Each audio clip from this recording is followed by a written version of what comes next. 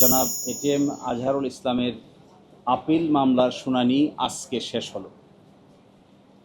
মাননীয় আদালত বাংলাদেশ সুপ্রিম কোর্টের ফুল বেঞ্চ 27শে মে এই মামলার রায় দেওয়ার জন্য দিন নির্ধারণ করেছেন। আমরা আমাদের সাবমিশনে যেটা বলেছি যে জনাব এটিএম আজহারুল ইসলাম সহ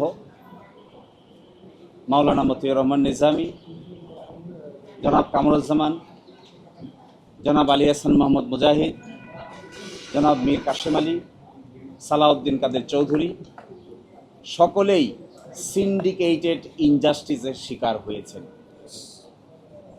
এবং জনাব কাদের মোল্লা সহ সকলেই একটি সংঘবদ্ধ অন্যায় অবিচারের শিকার হয়েছেন।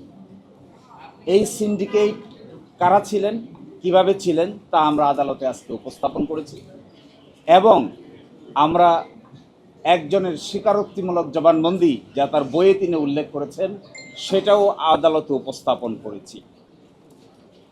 আমরা মনে করি এই রায়ের মাধ্যমে যদি আমাদের আপিলের ডিভিশন জনাব এটিএম আজহারুল ইসলাম সাহেবকে বেকসুর খালাস প্রদান করেন তাহলে জুডিশিয়াল কিলিংয়ের যে নমুনা এই দেশে প্রতিষ্ঠিত হয়েছিল এই কলঙ্ক থেকে আমাদের বিচার বিভাগ আংশিক হলেও মুক্ত হবেন এবং আমরা এক্সপেক্ট করি আমাদের দেশের সর্বোচ্চ আদালত আপিল বিভাগের পূর্ণাঙ্গ বেঞ্চ জনাব এটিএম আজহারুল ইসলাম সাহেবকে বেকসুর খালাস প্রদান করবেন ইনশাআল্লাহ। আমরা এটাও মনে করি যে নজিরবিহীন নির্যাতন এবং নিপীড়নের মধ্য দিয়ে বাংলাদেশ জামায়াতে ইসলামী পার করেছে, এই রায়ের মধ্য দিয়ে সকলের মধ্যেই নতুন করে প্রাণ সঞ্চার হবে এবং এইভাবে বিচার বিভাগীয় কলঙ্কের মাধ্যমে কোনো একটা রাজনৈতিক দলকে অন্যায় অত্যাচার এবং নিপীড়নের শিকার করা যায়। বাংলাদেশ জামায়াতে ইসলামী এই দেশে তার একটা ক্লাসিক এক্সাম্পল। কিন্তু যারা এই নির্যাতন নিপীড়ন করেছেন, হত্যা করেছেন, ফাঁসি দিয়েছেন, এনফোর্স ডিসঅ্যাপিয়ার করেছেন, আয়নাগর বানিয়েছেন, শেষ পর্যন্ত তাদের শেষ রক্ষা হয় নাই। এখান থেকে সকলেরই শিক্ষা নেওয়ার বিষয় আছে। সকলকে এখান থেকে শিক্ষা নিতে হবে যে নির্যাতনের রাস্তা, নিপীড়নের রাস্তা শেষ পর্যন্ত ভালো ফল বয়ে আনে না। এবং আমরা এটাও আদালতকে বলেছি যে জনাব এটিএম আজহারুল ইসলাম সাহেবকে তার বয়স ছিল তখন 18 বছর। 18 বছর একজন বয়সের ইন্টারমিডিয়েটের ছাত্রকে তারা কমান্ডার বানিয়ে সাজা দিয়েছেন, যেখানে ট্রাইব্যুনাল তাকে কমান্ডার হিসেবে উল্লেখ করেন নাই, কিন্তু আপিলের ডিভিশন নিজ উদ্যোগে তাকে কমান্ডার হিসেবে আন্ডার সেকশন 4 সাবসেকশন 2-তে সাজা দিয়েছেন। এবং আরও ইন্টারেস্টিং বিষয়, আইনে যে ক্রস এক্সামিনেশন করার সুযোগ ছিল সেই সুযোগটি আমাদের আপিল বিভাগ চিরতর বন্ধ করে দিয়েছিলেন। আমরা কন্ট্রাডিকশন নিতে পারতাম না।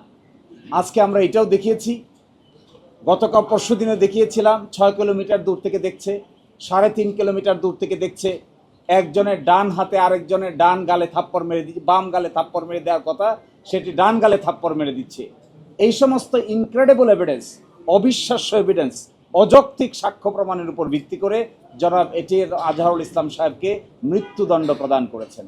এই ক্ষেত্রে যিনি মাইনরিটি জাজ ছিলেন ম্যাডাম জাস্টিস জিনাতারা, তিনি কমপ্লিটলি এই সমস্ত অন্যায় অবিচারের বিচারিক প্রতিবাদ করেছিলেন, কিন্তু সেই বিচারিক প্রতিবাদ তখন কেউ শোনার ছিল না। আমরা এটাও বলেছি জনাব এটিএম আজহারুল ইসলাম সাহেবকে আল্লাহ বাঁচিয়ে রেখেছেন, এটি আল্লাহর পরিকল্পনা। এই আল্লাহর পরিকল্পনার ভিত্তিতে তিনি বেঁচে আছেন। এই জন্য আজকে আমরা আদালতের সামনে আল্লাহর পরিকল্পনার ভিত্তিতে আমাদের যুক্তি উপস্থাপন করার সুযোগ পেয়েছি। তারা যদি সুযোগ পেত, তারা যদি মনে করত এবং একটু খেয়াল করত, তারা চাইলে এটিএম আজহারুল ইসলাম সাহেবকেও ফাঁসি কাস্টে ঝুলাতে পারত, কিন্তু আল্লাহর পরিকল্পনার উপরে তারা হাত দিতে পারে নাই। এই কারণেই আজকে আদালতের সামনে আমরা আশা করি আগামী 27 তারিখ যে রায় হবে বাংলাদেশের বিচার বিভাগের ইতিহাসে নতুন ইতিহাস রচিত হবে। আমরা এটাও আশা করি আগামী 27 তারিখে যা রায় হবে এর মধ্য দিয়ে বিচার বিভাগীয় কলঙ্ক কিছুটা হলেও দূর হবে। আমরা এটাও আশা করি যে জুলুমতন্ত্র কায়েম করা হয়েছিল এই রায়ের মাধ্যমে জুলুমতন্ত্রের কিছুটা হলেও অবসান হবে। এবং আমরা এটা এক্সপেক্ট করি সিন্ডিকেটেড ইনজাস্টিস যারা করেছেন, এই সিন্ডিকেটেড ইনজাস্টিসের সঙ্গে যারা জড়িত ছিলেন, সময়ের ব্যবধানে একদিন না একদিন তারাও বিচারের সম্মুখীন হবেন ইনশাআল্লাহ।